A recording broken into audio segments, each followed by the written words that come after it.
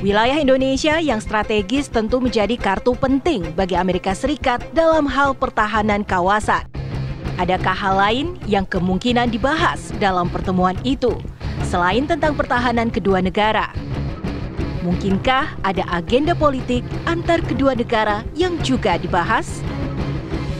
Jadi kalau kita lihat, Indonesia itu kan secara geopolitik punya lokasi dan posisi strategis yang membuat banyak negara besar, misalnya great power, salah satunya Amerika Serikat, juga China, juga termasuk mungkin Rusia, dan di masa lampau adalah Uni Soviet, itu selalu melihat Indonesia dalam posisi yang sangat penting.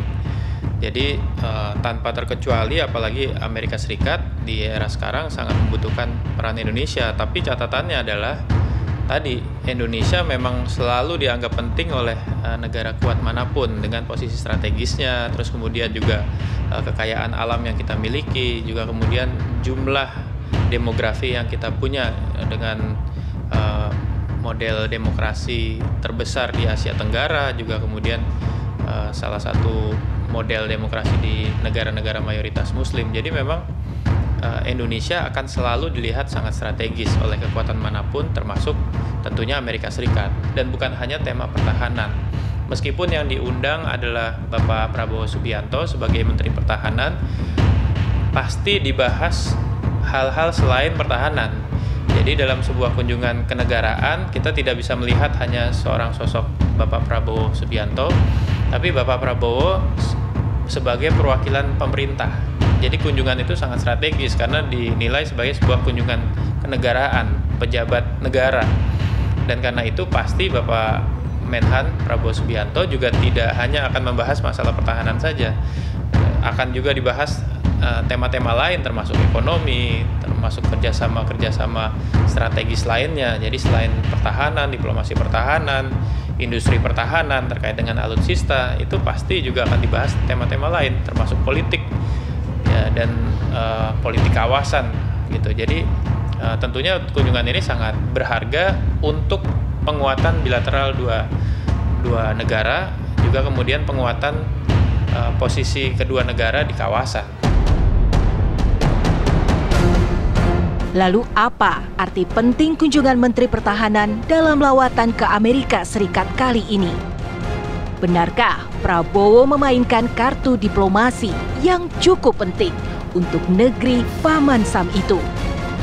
Ya, saya pikir dari kunjungan Pak Prabowo kali ini kan memang ada beberapa diplomasi yang perlu ditingkatkan antara Menteri Pertahanan yang tentunya merupakan delegasi resmi pemerintah ya, untuk coba membangun sinergi dengan pemerintah US atau Amerika Serikat dalam rangka mendukung beberapa diplomasi kita di bidang pertahanan, terutama pemenuhan kebutuhan alutsista ya, baik itu pesawat tempur, kapal selam ya, kemudian kapal patroli, persenjataan ya, dan lain-lain yang tentunya kita sangat membutuhkan dukungan dari Amerika untuk bagaimana bisa melakukan modernisasi alutsista di dalam negeri.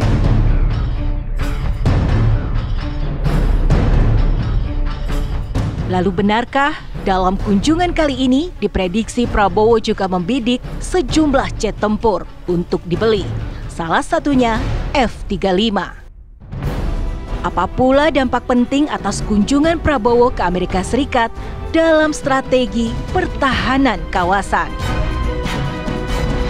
Banyak dampaknya kalau dari faktor alutsista. Misalnya tadi saya berharap misalnya yang saya tahu ya, Osprey F-22 itu ingin sekali dibeli oleh Pak Andika Perkasa, ya kan? Jadi dampak bahwa kita akan memiliki Osprey itu bisa saja terjadi, ya kan? Kemudian generasi F-16 terakhir mungkin saja nggak blok F-21D, itu juga sudah dibahas. Mungkin saja kita bisa miliki. Dampak berikutnya yang saya berharap adalah karena kita kedekatan antara pihak kita dan Amerika Serikat tadi dalam aspek pelatihan, pendidikan, trainer untuk defense management, kemudian juga better alutsista management, saya rasa itu akan bisa dicapai. Tapi yang harapan saya yang paling besar adalah sebenarnya, dan ini saya nggak tahu, kalau ini saya nggak dapat reportnya, adalah apa yang dibicarakan oleh Pak Menhan sebenarnya dengan Amerika Serikat bicara tentang keseimbangan kawasan. Karena begini, boleh saja Amerika khawatir tentang Cina, boleh saja Cina khawatir tentang Amerika. Tapi in the middle of it, Indonesia itu di tengah-tengah. Dan Indonesia terus terang saja, dia harus, kalau memang terus akan bermain dengan posisinya sebagai non-alignment, maka dia harus balance keduanya. Dan itu tuh nggak mudah, ya kan? Diperlukan strategi dan politik luar negeri yang canggih dan advance dan berani, ya kan?